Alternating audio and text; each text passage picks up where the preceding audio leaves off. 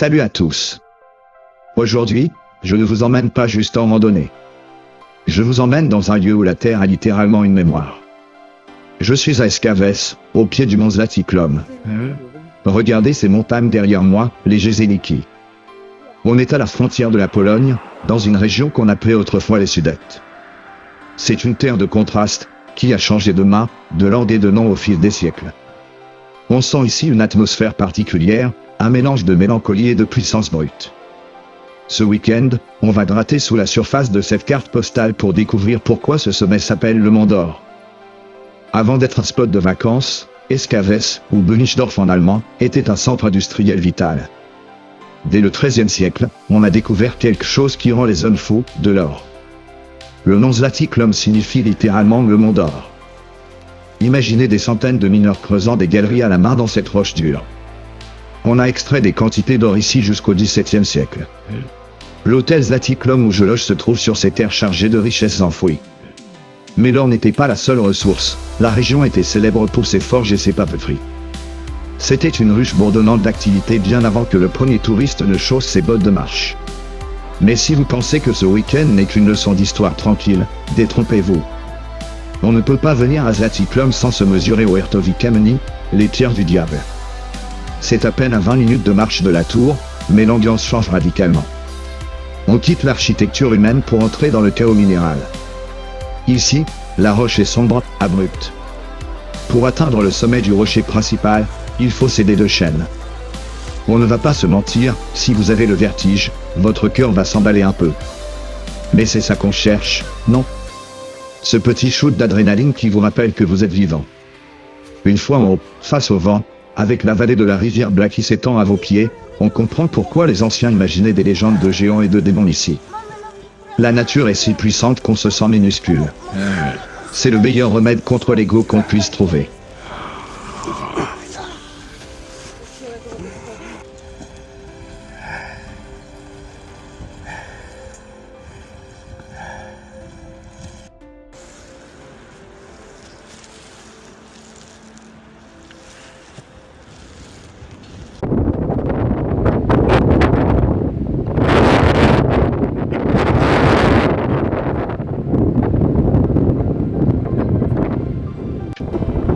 Parlons de ce monument qui domine tout, la tour panoramique.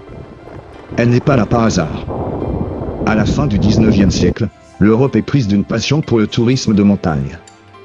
En 1899, l'association de montagne de Moravie et de Silésie décide de bâtir cette tour de 26 mètres. Ce qui est fascinant, c'est son architecture, elle ressemble à un donjon médiéval. Elle a survécu à 2 guerres mondiales, à l'expulsion des populations germanophones après 1945. Et elle tient toujours debout. Monter ces 145 marches, c'est comme remonter le temps.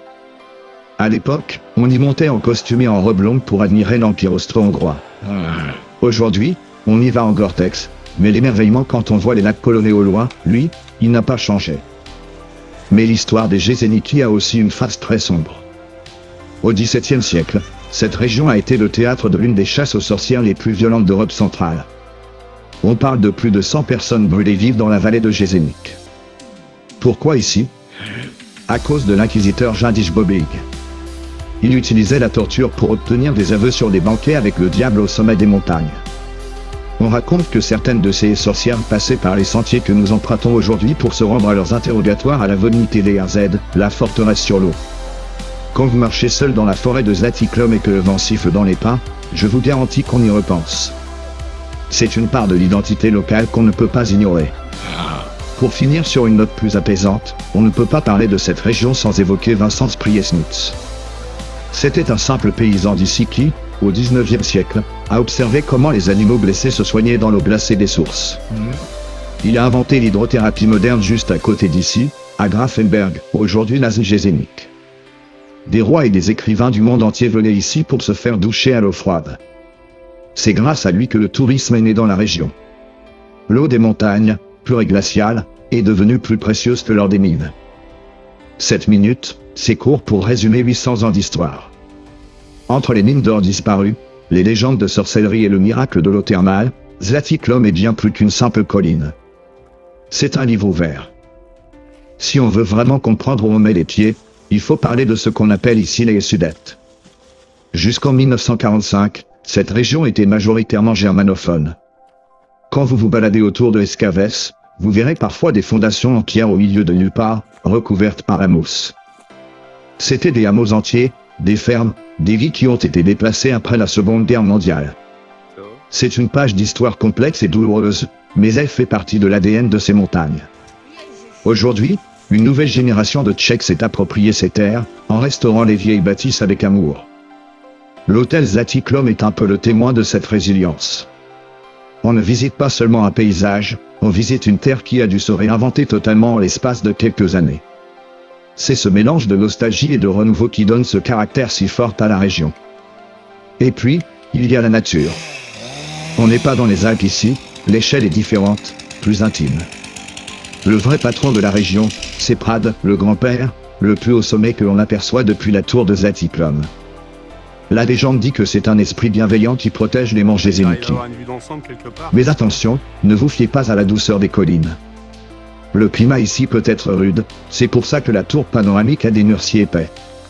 C'est aussi une terre de biodiversité incroyable. On y croise des cerfs massifs, et depuis quelques années, le lynx et même le loup font leur retour discret dans ces forêts.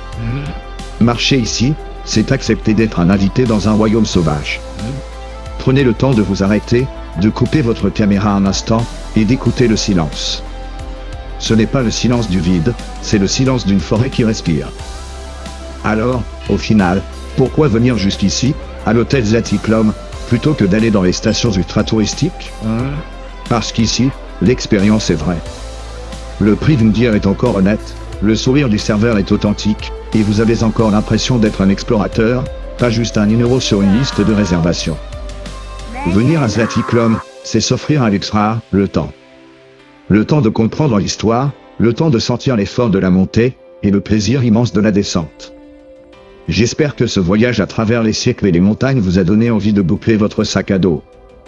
La République tchèque a tellement plus à offrir que ses villes médiévales. Elle a ses montagnes, ses mystères et ses sommets d'or.